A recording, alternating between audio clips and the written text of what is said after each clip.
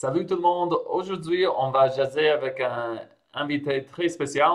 On va parler avec Adrien, est un de mes profs du français sur l'application italki. Et Adrien, merci d'avoir accepté mon invitation. C'est un gros plaisir de jaser avec toi aujourd'hui. Est-ce que tu peux te présenter pour tout le monde? Ah ouais, bonjour, je m'appelle Adrien. Je viens du Québec. Et puis, ouais, je suis d'origine marocaine. Mes parents ont immigré quand j'étais très, très petit. Et vers l'âge de 18-19 ans, j'ai quitté le Canada pour voyager à travers le monde. Et ouais, c'est ça. Ouais, merci. Parfait. Et tu viens de mentionner ta famille et je crois que c'est important de te connaître un peu pour le sujet on va aborder le thème du Québécois et d'être prof sur Italki en étant Québécois. Fait, je crois que c'est important de savoir un peu de ton histoire familiale et ton parcours linguistique. Par exemple, quelle était la langue parlée chez toi en grandissant et à quel âge as-tu appris le français? Ah, ok. Je suis né au Maroc et techniquement, ma langue maternelle, c'est l'arabe. Mais à l'âge de 3 ans, mes parents ont immigré au Canada. On peut dire que le français est devenu ma langue maternelle peut-être vers l'âge de peut-être 3 4 5 ans, aux alentours de cet âge-là. Et puis, ouais, c'est ça. Et je suis allé à l'école en français. J'ai fait tout mon parcours scolaire en français. Et maintenant, je peux toujours parler arabe, mais je dirais que mon arabe est beaucoup plus faible que mes autres langues. Mais à la maison, malgré que mes deux parents parlent très bien français, on parle quand même arabe à la maison. Je pense que c'est juste un effort un peu de essayer de conserver la langue du pays d'origine. C'est ça. Oui, oui, oui, tout à fait. Et pour avoir des parents immigrants, je voulais savoir, est-ce que tu te sens 100% québécois? Est-ce que tu t'identifies 100% québécois? Ou c'est comment t'identifies? Ouais, c'est ça. Mon identité, je dirais que elle n'est elle est pas divisée entre différentes nationalités ou cultures. Je dirais que ça dépend vraiment ça dépend vraiment de où je suis et avec qui je parle. Ouais. Je m'identifie comme 100% canadien, 100% québécois et 100% marocain. Donc, euh, Ouais, donc Ouais, ouais. si je suis au Québec, à Montréal, je suis 100% québécois. Si je suis avec des Marocains, je peux aussi être 100% marocain si je veux. Ça dépend vraiment du contexte, on peut dire. Ouais, c'est ça. Oui, oui. Et tu m'as dit que ça fait plusieurs années que tu habites à l'extérieur du Québec et que tu as voyagé beaucoup. Est-ce, que- comment c'est quand tu parles avec des gens d'autres pays en français? Est-ce que c'est toujours les gens peuvent t'identifier pour ton accent en français, pour être québécois? Est-ce que tu peux euh, c'est pas imiter l'accent le plus neutre. Ouais, mais ça dépend. J'ai voyagé dans différents continents. Je dirais que parce que j'ai aussi appris à faker mon accent. Donc, euh, Ça m'est déjà arrivé dans certaines situations où j'étais avec des Français et, euh, et où ils n'ont pas deviné que j'étais québécois. Ils n'avaient aucune idée que j'étais québécois, en fait. Parce que plus tard, ma famille a déménagé à Laval, la ville de Laval. Et il y a aussi une ville qui s'appelle Laval en France. Donc, quand j'étais avec ce groupe de Français, ils m'ont demandé, ah, Ils m'ont demandé je viens de où? Je leur ai dit Laval. Et ils ont pensé que c'est Laval en France. Ouais, Quand je ouais. leur ai dit non, non, c'est Laval au Québec, ils étaient vraiment choqués. Mais, ben, pas choqués, là, mais je veux dire, ils étaient Ouais, ouais, surpris. ouais, ouais. Ouais, c'est ça. Donc, ouais, mais mon accent naturel est plus québécois. Ouais, je parle pas joual non plus, là, mais je peux si je veux, mais ouais. Mon accent plus naturel est plus, c'est plus le français standard, on peut dire, avec un petit accent québécois. C'est ça. Oui, j'ai compris. Mais parce que tu viens de dire que tu peux faker, imiter l'accent le plus neutre, standard du français, mais je voulais te demander, est-ce que, comme prof du français sur Italki, est-ce qu'il y a plein de monde qui veut pratiquer avec toi avec le français standard et qu'est-ce que tu fais dans cette situation? Mais en fait, ça dépend des élèves, parce qu'il y a des élèves qui sont déjà au Québec, qui habitent à Montréal, et qui me disent qu'ils comprennent rien du québécois, qui voudraient, qui voudraient être capables de mieux comprendre ce qui se dit. Donc, dans ces cas-là, ouais, dans ce cas-là, je parle en québécois pour les aider. Mais si c'est des élèves, par exemple, qui étudient pour passer un examen, ou si c'est des élèves qui veulent simplement comme, pratiquer leur français, là, je vais utiliser un accent plus neutre. C'est ça. Oui, oui, tout à fait. Et tu viens de mentionner qu'il y a des gens qui sont déménagés au Québec et ils veulent pratiquer avec toi pour comprendre mieux les Québécois. Et quels sont les autres buts de tes élèves? Est-ce que la plupart de tes élèves qui veulent apprendre le québécois, c'est pour déménager au Québec? C'est parce qu'ils ont un chum québécois, une blonde québécoise? Pourquoi? Quels sont les buts de tes élèves qui veulent apprendre le québécois? C'est simplement pour intérêt? Quels sont quelques buts en commun? Ouais. Ben, en fait, j'ai certains élèves, ben, j'ai plusieurs élèves chinois parce que je peux parler Ah oui, oui. chinois. Donc, ouais, c'est ça. Donc, il y a beaucoup de ces élèves qui souhaitent immigrer au Québec ou qui ont déjà immigré au Québec, qui souhaitent parler avec moi ben, pour savoir comment ça se passe un peu là-bas et puis juste pour s'habituer aux Québécois. Et aussi, il y a une autre catégorie d'élèves qui sont simplement intéressés par le Québec, c'est ça, et qui veulent me parler à propos de tout et n'importe quoi, c'est ça. Ah ouais. Mais des élèves qui veulent apprendre le français le plus neutre, le plus standard, est-ce qu'il y a des gens qui disent, ah non, je veux apprendre le vrai français? Et si quelqu'un t'a dit ça, comment t'as réagi? Ou comment tu réagirais si quelqu'un le disait? Ben, si quelqu'un me dit je vais apprendre le vrai français, je vais juste poser la question à l'élève, c'est quel accent, je vais juste lui demander quel accent est-ce que tu voudrais apprendre? Est-ce que tu veux apprendre l'accent français ou l'accent québécois, l'accent suisse, l'accent belge? Moi, je leur dis qu'il n'y a pas vraiment d'accent correct, on peut dire. Ouais, correct, c'est pas très... Ouais, ouais. Mais ouais, donc il y a un accent qui est... il y a une façon de parler un peu standard, on peut dire, mais il n'y a pas vraiment un accent qui est meilleur que l'autre, d'après moi. Oui, Ça oui. dépend vraiment de ce que l'élève a besoin, on peut dire.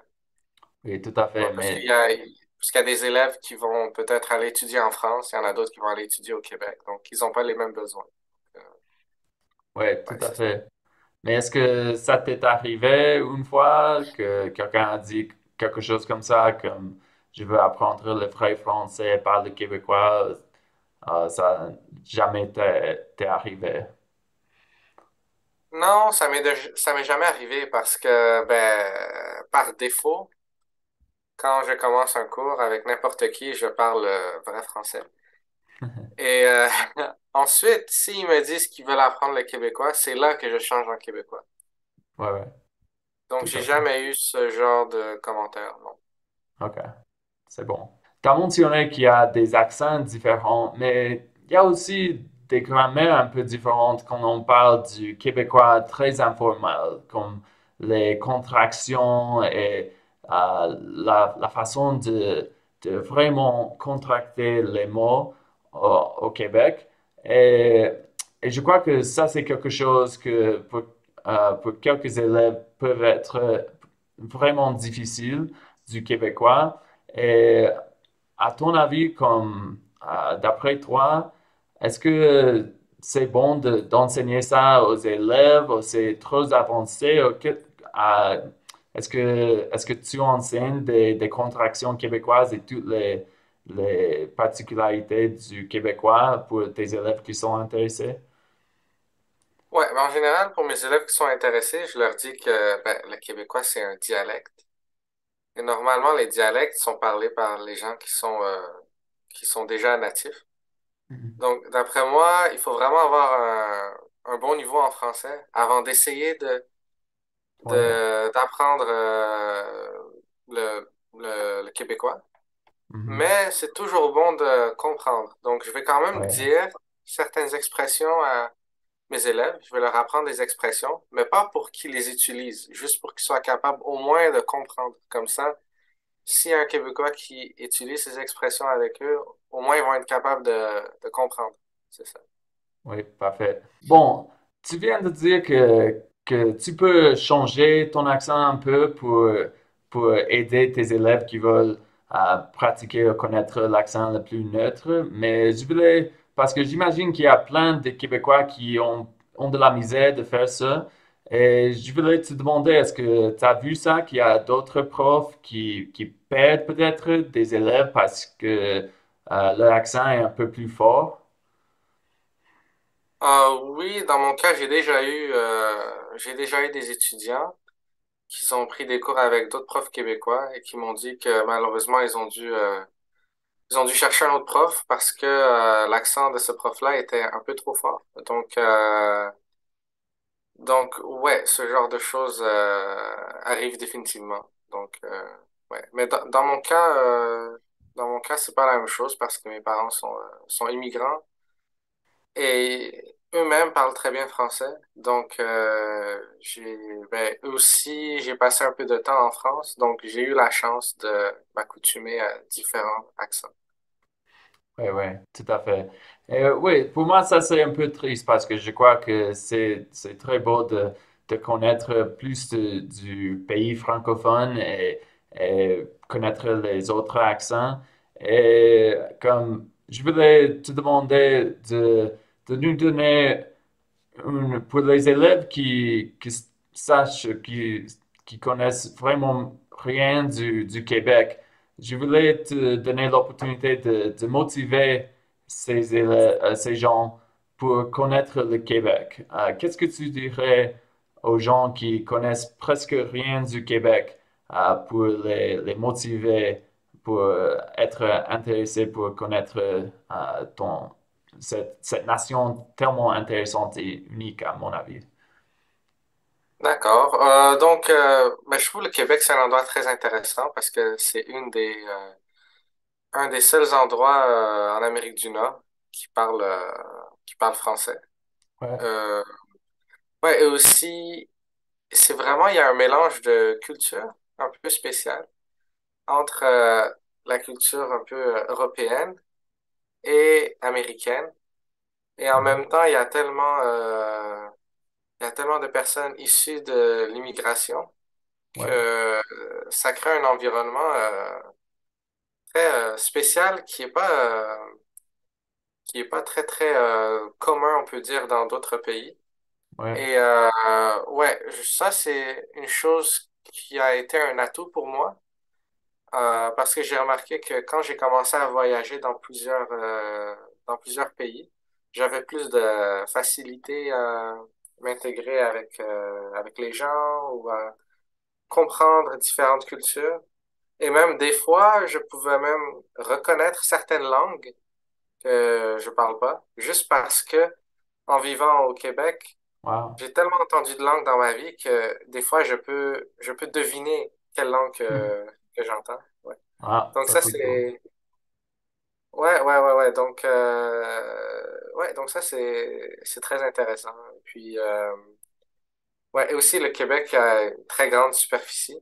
Donc, c'est une très grande province. Et surtout pour les gens qui adorent le plein air, les sports d'hiver et tout ça, c'est un endroit magnifique. Et puis, les vacances d'été, pendant les vacances d'été, il y a beaucoup de festivités à Montréal. Donc, c'est vraiment un endroit très intéressant, selon moi. Oui, oui, tellement intéressant. Et bon, en bon français, je dirais que c'est un melting pot bien gros, Montréal et le Québec pour la migration et toutes les cultures. Et simplement, je crois que pour les immigrants, les gens qui veulent déménager au Québec, je crois que c'est vraiment intéressant de connaître le québécois et pas parler seulement le français standard parce que pour vraiment connaître la culture québécoise, je crois qu'il faut comprendre, comme tu viens de dire, le dialecte, les choses différentes du québécois. Ouais, c'est ça. Et pour ajouter, avant de voyager à l'étranger, je comprenais pas vraiment pourquoi on devait protéger notre langue. Je trouvais que c'était un peu trop poussé. Mais après avoir voyagé à l'étranger et avoir vu différents pays, ouais, j'ai compris que en fait le français c'est aussi une richesse culturelle. Donc je comprends aussi pourquoi ben, le gouvernement québécois ou les Québécois en général essayent de préserver leur langue parce que ça fait partie, c'est une partie intégrale de la culture. Et puis en plus, c'est une belle langue, donc ouais, Oui, pourquoi pas. Ouais, bien, bien sûr. Bon, Adrien, merci de nouveau pour avoir participé sur ma chaîne. Mais avant de terminer, je voulais te demander, est-ce que tu peux faire un peu de la publicité pour ta chaîne de YouTube? Quel est le nom et quelle est l'idée de ta chaîne? oh, ouais, en fait, il y a un peu longtemps, j'ai créé une chaîne qui s'appelle Adrien. Et en fait, sur cette chaîne, je voulais juste montrer certains aspects de ma vie quotidienne. Mais malheureusement, parce que j'étais très occupé, j'ai juste publié une vidéo un peu random qui consiste à faire un review de ce ouais, de ce skateboard là. Mais dans le futur, je vais sûrement poster plus de vidéos puisque vers fin décembre, je vais être moins occupé. Donc ouais, si ça serait très gentil si vous pouvez regarder mes nouvelles vidéos dans le futur. Merci. Oui, bon, parfait. Et bon, Adrien, je crois qu'on a déjà fait le tour aujourd'hui, mais merci de nouveau pour avoir accepté mon invitation. C'était un plaisir jaser avec toi. Et merci tout le monde pour avoir écouté notre interview. J'espère que cette interview t'a plu. N'oublie pas de laisser un pouce bleu et de laisser un commentaire si tu as une question pour Adrien ou pour moi. Et bon, c'est tout pour aujourd'hui et à la prochaine. Bye bye. Merci.